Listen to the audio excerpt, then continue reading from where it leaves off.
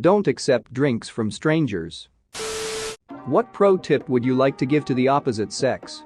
My brother from the same Martha, what's up my man, so glad you can make it to another story time. Make your boy Andrew proud and hit that MF like and subscribe button. If you do, I'll send you a family-sized bag of Doritos. Enough chips, let's start the stories. I don't know how you like it, so just say it. Do not be embarrassed to use the restroom before bedroom activities. No one wants to pretend they can't smell that smell. Excusing yourself to wash is never going to be an issue. This goes both ways. For the women out there, in most occasions you don't have to be worried about telling a guy you like him. We are starved of that kind of thing, and even if we don't like you back, the fact that you said that will probably boost our confidence for the next 10 years. If you wear contact lenses and become lost in the woods, human saliva is better than water for cleaning your contacts. While both fluids contain bacteria, water is more likely to contain amoeba and parasites which cause keratitis. Female here. When you're going down on us and we're about to come, don't go faster or harder or change anything you're doing. Just keep doing the thing that got us to the point of coming. Things get hypersensitive down there, so it's easy to overdo it in those moments and kill it. Your fragrance should subtly enhance your presence, not ominously warn of your impending arrival. Edit. Many have suggested the fragrance is better implied than announced, quote, which I believe was from someone famous in the fashion world. It was certainly my inspiration. I took some artistic license. Thanks for the gilding. You're too kind. If you did it to get her attention and make her like you, she expects it to always be part of your relationship. Whining and dining, romantic gestures, back rubs. When it stops we feel like you are no longer interested and it hurts. Edit. I am not saying love is transactional. When you start a relationship and do certain things to show your affection and then stop, your partner will feel like you do not care as much as you used to. Guys, keep a trash can in your bathroom if you ever expect her to come over a second time. Managing her period is hard enough without having to come out and publicly ask you where you want her to dispose of her trash. No girl wants to walk that crap to the kitchen.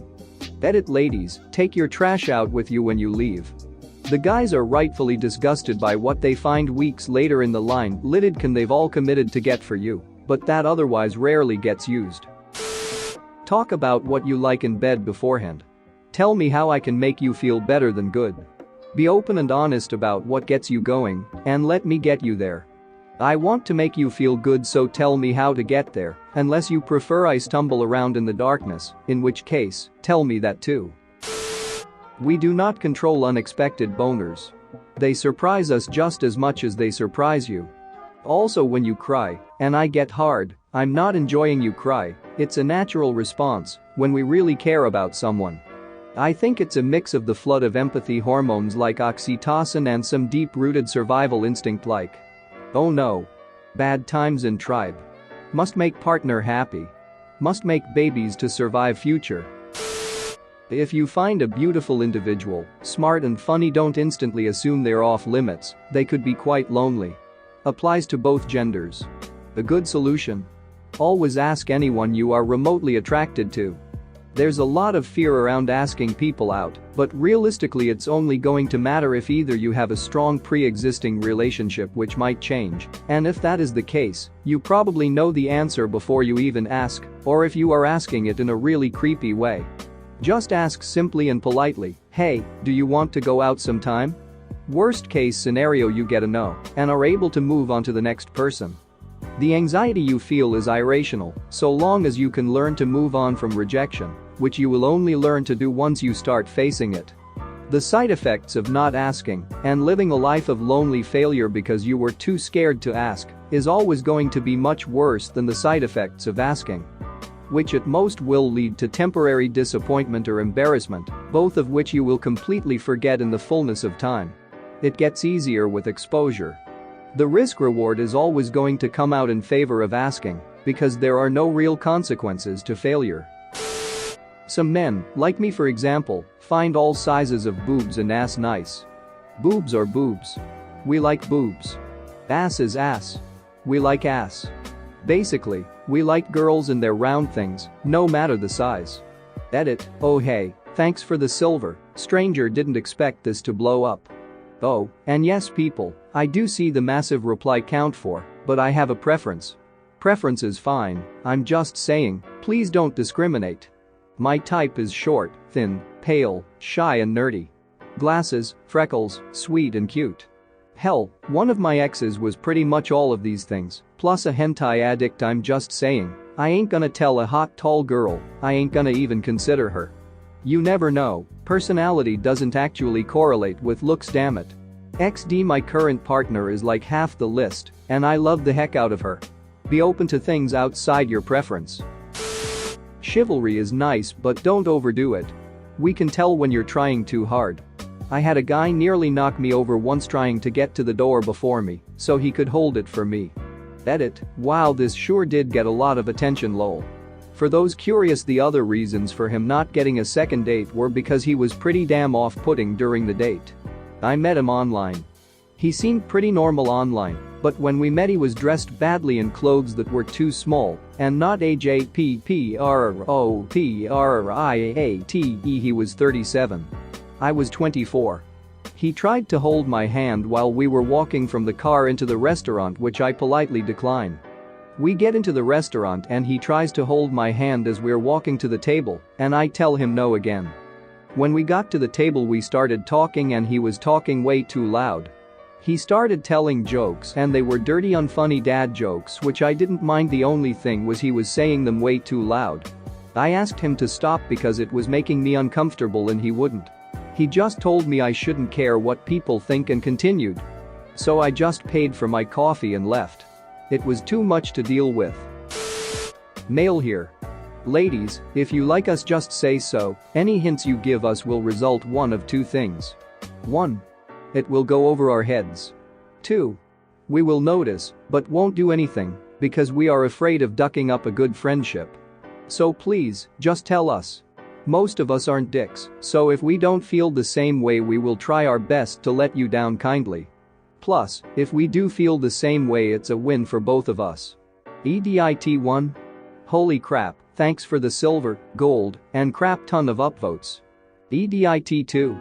All those who disagree with me, you are completely RIGHT, well at least most of you, and it does go both ways. This was mainly just a blanket statement as this is what I've seen happen the most.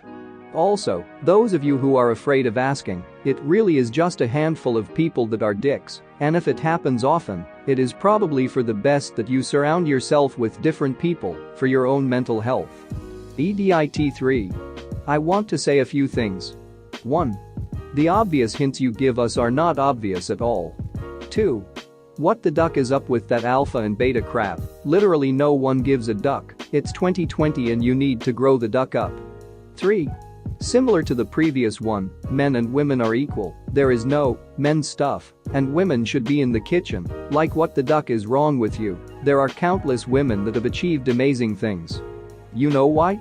It's because they don't give a duck about dumbest bitches like you. It's okay to be single. Being alone doesn't suck that badly, and everyone asking you why you're single can shove it. This advice goes to those in a relationship that think being alone would be worse, and those that are single and feel pressured to not be. It's worth it to wait and find someone you're actually happy with, even if it's only for a night. Pretty sure this advice is good for people of whatever gender, but so is most of the advice I've seen in here. Edit. Okay, didn't expect to come back to this blowing up. Can't respond to everyone, but here's a clarification. Yes, being single can suck. I should know, I've never been in a meaningful relationship my entire adult life. I know what it's like to deal with that.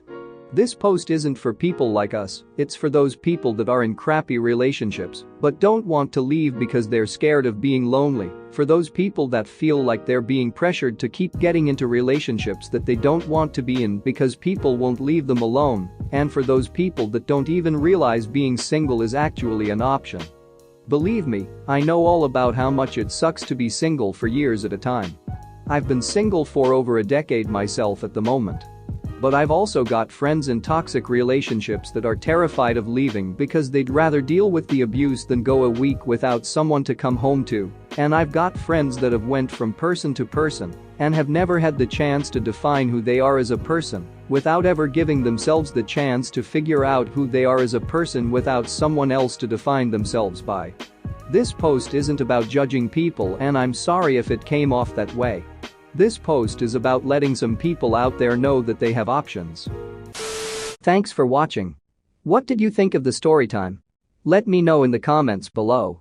If you liked the video, smash that like button and subscribe so you don't miss any more story times.